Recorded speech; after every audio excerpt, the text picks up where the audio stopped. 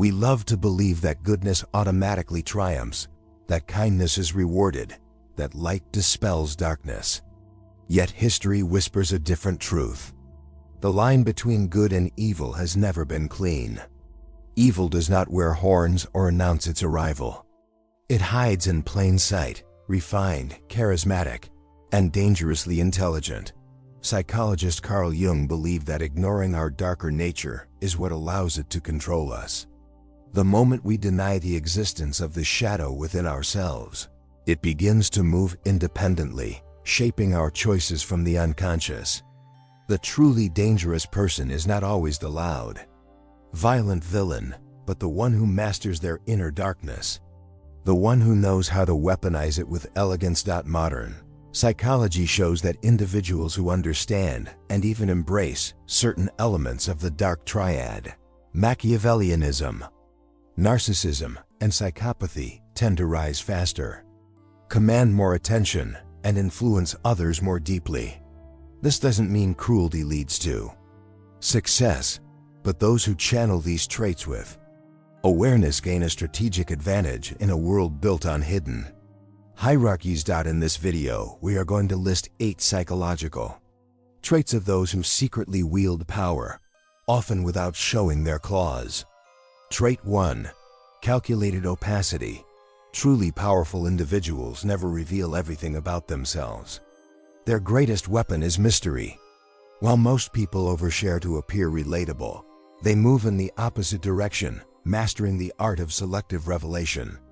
They understand that clarity invites control, while ambiguity provokes curiosity and caution. You'll notice they often pause before speaking, carefully choosing what to reveal. They let silence work for them, not out of shyness but out of precision. When you can't read their emotions, your mind begins to fill the blanks with fascination or fear. Psychologist Robert Greene refers to this as the power of absence, the idea that by withholding, you amplify your perceived value. In social dynamics, mystery is magnetic. These individuals don't rush to explain themselves, and they never reveal their full intentions. That veil of uncertainty becomes their shield and their crown. Trait 2. Emotional discipline. While most people are prisoners of their impulses, the powerful remain composed in emotional chaos. Their strength lies not in suppression, but in mastery. They have trained themselves to feel everything, yet reveal nothing. According to Carl Jung, emotional control is not achieved by ignoring emotion, but by becoming conscious of it. These individuals do not deny fear, anger, or envy. They dissect them. They watch emotions rise like storms and let them pass without drowning. This internal detachment gives them the ability to respond strategically instead of reactively. You'll never see them panic in a heated argument or lash out when provoked. Instead, they observe, calm, unshaken, while others expose their weaknesses to uncontrolled reactions. This control unnerves people. It projects quiet dominance. In leadership, such composure creates psychological gravity. Others instinctively defer to those who remain unshaken when everything else burns. In relationships, it generates an aura of confidence that borders on intimidation. Modern psychology aligns with this. Emotional regulation correlates strongly with power and social influence. Those who can hold their ground in discomfort control the rhythm of every interaction. Evil, in its sophisticated form, is not chaos, it's calm weaponized. These individuals understand that when emotions rise, logic dies. And in the silence of their restraint, they win battles most people never see. Trait 3. Strategic empathy. Empathy is often praised as the ultimate virtue, the mark of goodness, compassion, and humanity. But in the hands of the calculating, empathy becomes something else entirely, a tactical instrument of influence. Those who truly understand human nature know that empathy isn't just about feeling what others feel. It's about decoding emotional systems. They read people like maps, tracking fears, desires, and hidden motives. They know precisely which words will soothe, inspire, or disarm. Psychologists describe this as cognitive empathy, a sharp awareness of others' emotions without necessarily sharing them. It's the emotional equivalent of X-ray vision. The darkly skilled use it not to heal, but to manipulate, to plant ideas that feel like one's own. For example, a person with strategic empathy might mirror your tone, echo your values, or subtly validate your pain, all while guiding you toward their desired outcome. You'll feel understood, even safe, never realizing how carefully the entire interaction has been engineered. This is how some leaders, seducers, and influencers maintain power. They make others believe in connection while quietly pulling psychological strings. Jung warned that such people project an illusion of light to conceal their shadow. And once trust is secured, they can reshape entire realities. In social hierarchies, empathy is leverage. It opens doors that force never could. And when wielded by someone who understands both light and darkness, it becomes one of the most dangerous forms of intelligence on Earth. Trait 4. The art of controlled chaos. Powerful individuals understand that order alone does not create dominance, it breeds predictability. To truly influence others, they introduce measured doses of chaos. Not recklessly, but intentionally. They know that when people are slightly off balance, they become easier to direct, more eager to seek stability in the one who appears calm within the storm. This is the paradox of control. Those who can orchestrate confusion while remaining composed create an aura of invincibility. Psychologically, this tactic mirrors what Niccolò Machiavelli described centuries ago: the strategic use of uncertainty to keep others dependent. It's the art of being both the problem and the solution. They might shift moods unpredictably, change plans last minute, or challenge expectations just enough to unsettle others. The goal isn't destruction, it's psychological dominance. When others constantly adapt to your rhythm, you quietly establish yourself as the center of gravity. Jung believed that archetypes of power often embody the trickster, a figure who thrives in duality, creating disorder to expose truth. Similarly, those who command controlled chaos reveal how easily the collective mind clings to certainty. They understand that a well-placed disruption can reset entire dynamics in their favor. In modern environments, boardrooms, politics, relationships, this trait appears as a strange magnetism. You can't quite predict them, yet you can't look away. Their unpredictability keeps you alert, even addicted. And beneath that apparent volatility lies something terrifyingly deliberate, a mind that bends turbulence into strategy. Evil, when intelligent, doesn't destroy stability. It manufactures instability and sells it back as peace. Trait 5. The power of isolation in a world addicted to noise. The truly powerful are those who can stand in silence. Isolation, for them, is not loneliness. It's a laboratory of strength. While most people panic without constant validation, these individuals retreat from the crowd to refine their focus, detach from emotional contagion, and cultivate inner clarity. Psychologist Carl Jung often warned that the crowd dissolves individuality. Within groups, people unconsciously absorb the moods, fears, and biases of others. But the ones who step away, who dare to face themselves, begin to understand their authentic motives. This process is not comfortable. Isolation exposes the ego's illusions. It confronts you with your own contradictions.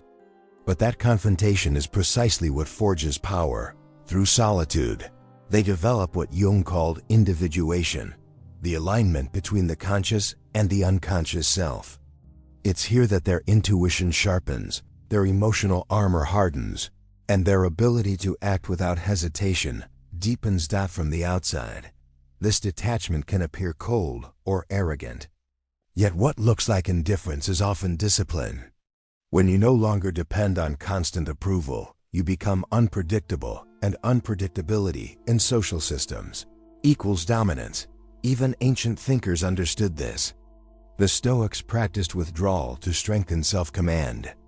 Nietzsche wrote that one must go into isolation to become what one is. Every empire, every revolution, every idea that altered history began in the solitude of one mind willing to think differently. Thus, isolation is not an escape, it's a crucible.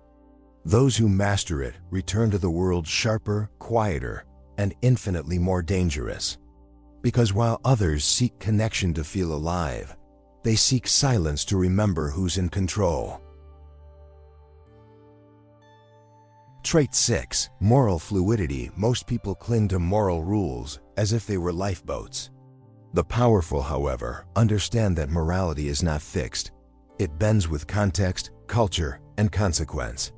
They live within a reality where rigid virtue becomes a liability, and moral flexibility becomes survival. This doesn't mean they lack ethics. Rather, they adapt their principles strategically, adjusting them to the environment like a chameleon shifting color. What others call hypocrisy, they call perspective. For them, morality is a tool, not a cage. Philosopher Friedrich Nietzsche explored this concept deeply, warning that conventional morality often serves the weak, restraining human potential. He wrote that to transcend mediocrity, one must move beyond good and evil, to act from strength, not obedience. Those who embody this mindset understand that moral rigidity is easy to exploit. Predictable people can be controlled through guilt, shame, or outrage. They, on the other hand, remain internally autonomous. They decide when compassion serves a goal and when detachment preserves power. In negotiation, they can appear empathetic while pursuing self-interest. In leadership, they might sacrifice ideals to achieve stability. Their decisions are guided not by what feels right, but by what produces results. Psychologically, this capacity is linked to cognitive complexity, the ability to hold multiple, even conflicting, perspectives without paralysis. While others crumble under contradiction, they navigate it with ease, knowing that truth itself is layered and dynamic. To most, this seems cold, even monstrous. Yet, it's this detachment that allows them to move freely in a moral maze where others freeze. They understand that the world isn't a battle between saints and sinners, it's a chessboard of intentions. And those who can think beyond rigid virtue don't break the rules of the game, they rewrite them. Trait 7. The seduction of power to the unprepared mind is intoxicating. It doesn't merely attract, it consumes. Those who truly understand it know that power is not about control over others. It's about control over perception. Every gesture, every silence, every act of restraint becomes a form of theater, designed to command attention and obedience without force. According to Carl Jung, the desire for power is rooted in the shadow, the unconscious hunger for recognition, validation, and significance. When suppressed, it leaks out as manipulation or cruelty. But when mastered, it becomes charisma, the silent, gravitational pull that makes people follow without knowing why. These individuals study the invisible laws of influence. They understand that authority isn't given, it's projected. Dress, tone, confidence, rhythm, all become instruments of suggestion. Their presence alone alters the emotional atmosphere of a room. People defer to them instinctively, not because they demand it, but because they embody certainty in a world drowning in doubt. However, the most dangerous part of power is not in gaining it, but in keeping it. Over time, the powerful begin to believe in their own mythology. The mask they wear fuses with their identity, and charisma becomes addiction. Nietzsche warned of this trap. Whoever fights monsters should see to it that he does not become one.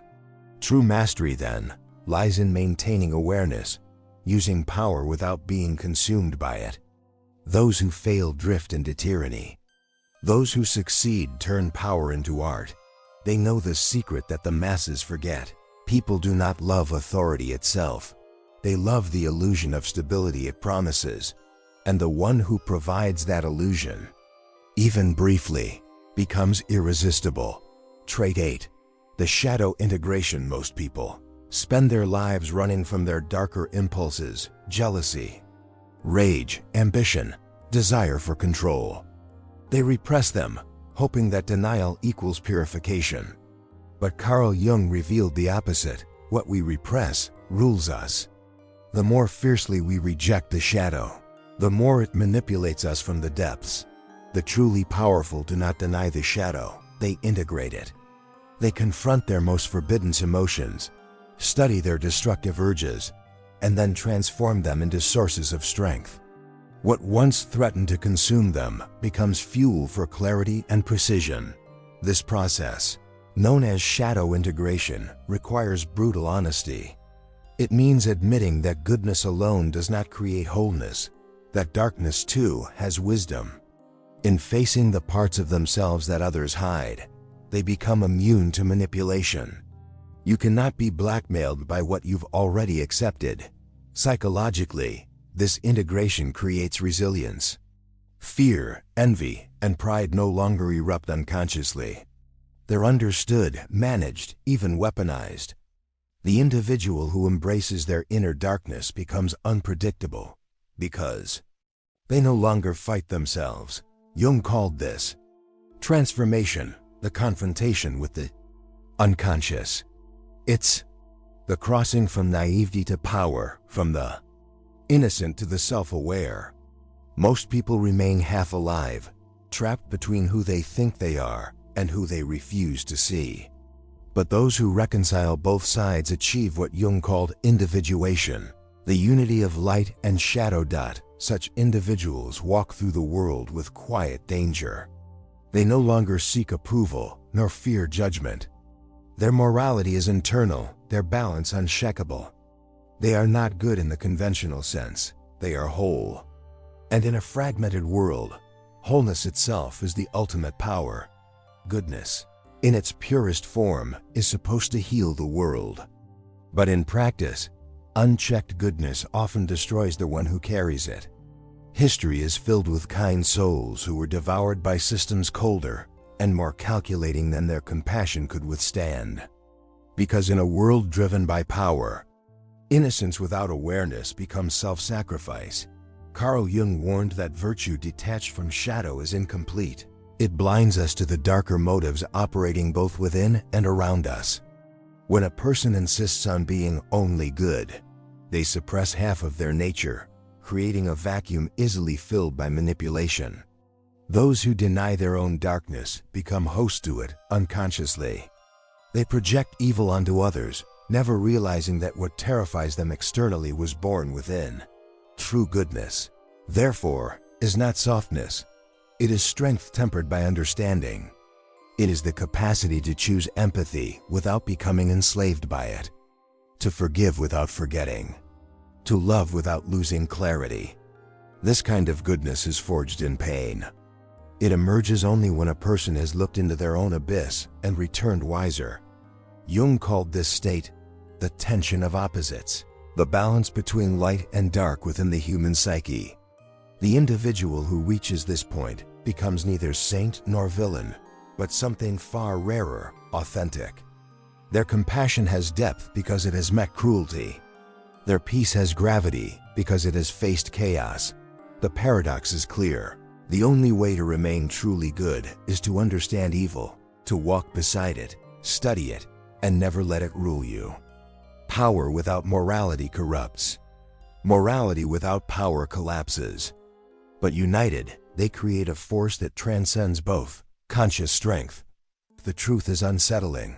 Evil has always been easier to recognize in others than to confront within ourselves. We imagine monsters with sharp teeth, forgetting that the most dangerous ones often smile, speak gently, and mirror our values. Jung warned that the world will ask who you are, and if you don't know, it will tell you. And the world's definition is rarely kind. To face the shadow is to step into the unknown, to admit that within every act of kindness lies a seed of pride. Within every desire for justice a spark of vengeance. The integration of these truths does not make one cruel. It makes one whole. Power and goodness cease to be enemies. They become partners in awareness. Look closely at history, and you'll see this pattern repeating endlessly. Every empire that rose through brilliance and ambition fell when arrogance blinded its vision. Every reformer who tried to purify the world without confronting their own darkness eventually replicated the very evils they fought. The human story is not a war between light and dark, but a dance, chaotic, eternal, necessary. Those who dare to see both sides live differently. They do not seek purity, but balance. They do not worship control, but understanding. They see manipulation and choose integrity not out of weakness, but mastery. They walk through corruption without absorbing it, through pain without becoming bitter. And so, the lesson endures. The most powerful force is not dominance, nor virtue, it is consciousness. Awareness of one's own shadow grants freedom from its control. To know evil and yet remain good is the rarest form of strength a human can achieve, because in the end, the line between light and darkness does not run through the world. It runs through every human heart. If this video found you today, it wasn't by accident. The timing was perfect. You were ready to hear it.